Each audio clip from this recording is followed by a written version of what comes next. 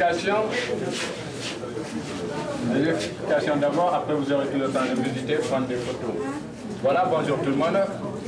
Ici nous travaillons qu'avec du sable et tous les sables sont naturels.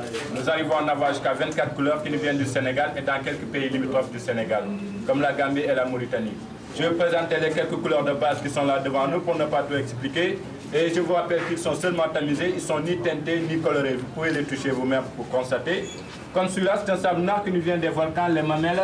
C'est sur la route de l'aéroport, là il y a le phare. Mais il est éteint depuis longtemps. Et là, c'est un sable blanc qui nous vient des plages de Mbour, la petite côte Sali, notre côte d'Azur. Et là, c'est les dunes des Niayes à quelques 70 km de Dakar, là où on fait les cultures maraîchères, les Niayes. Celui-là, c'est un sable qui nous vient de Gorée, Kumbakassel, l'île historique. Gorée. Et là, c'est un sable qui nous vient du Sahel. Là, il ne pleut pas beaucoup, mais beaucoup de vent aussi. Et ce sable-là, des fois, vous l'avez jusqu'en France avec le vent. Oui, c'est vrai. Oui. Et là, c'est un sable qui nous vient entre la frontière sénégalo-mauritanienne, les mines de fer de Guelbe. C'est un sable ferreux, celui-là. Et là, c'est un sable qui nous vient du sud du pays, Casamance, Cap-Sikiri. Ce sont les roches noires basaltiques qui laissent cette couleur à ce sable. Vers le sud, il y a beaucoup de roches noires basaltiques sur les plages. Et ça laisse la couleur à ce sable.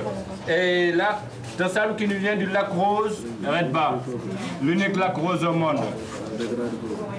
Et là, c'est le désert de Ténéré. Si vous avez fait le rallye Paris-Dakar par télé ou bien par avion, il est là le sable du désert.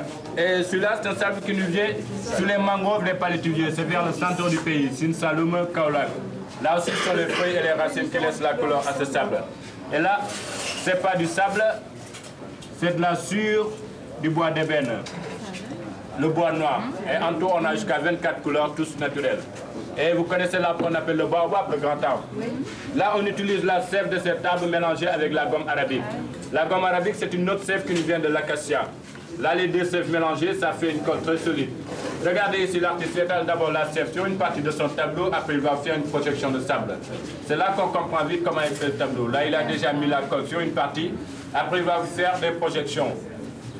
Avec plusieurs couleurs qu'il va utiliser lui-même suivant son inspiration. On ne lui impose pas ses couleurs. Il va utiliser 6, 7 à 8 couleurs pour faire des dégradés, comme un peintre l'aurait fait avec ses différentes couleurs de peinture. Mais là, c'est toujours différent parce qu'il ne le fait pas avec un pinceau, mais seulement avec les doigts. Après, il va le secouer. Et si le résultat est beau et qu'il mérite des applaudissements, nous le ferons tous ensemble pour l'encourager. Si ce sont des sifflements aussi, n'hésitons pas, ça va lui permettre de mieux faire la prochaine fois. T'as intérêt, monsieur l'artiste. Voilà, si vous voulez aussi, vous pouvez prendre des photos parce que c'est l'unique endroit où vous aurez l'opportunité de prendre de pareilles photos. Voilà, là c'est presque rempli, après il va le secouer, on va voir le résultat, ce qu'il va mériter. Des applaudissements, bien de sifflements. Ça dépend de lui. T'as intérêt à nous faire quelque chose de beau, c'est l'artiste. Voilà, c'est une nouvelle technique, c'est nous-mêmes qui l'avons créée. On a tous fait l'école des beaux-arts de Dakar ici. C'est récent.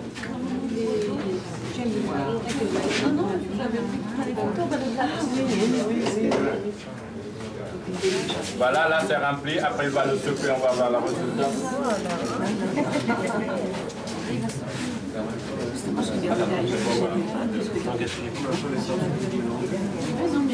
Voilà, là il le secoue. On va voir le résultat, ça va donner.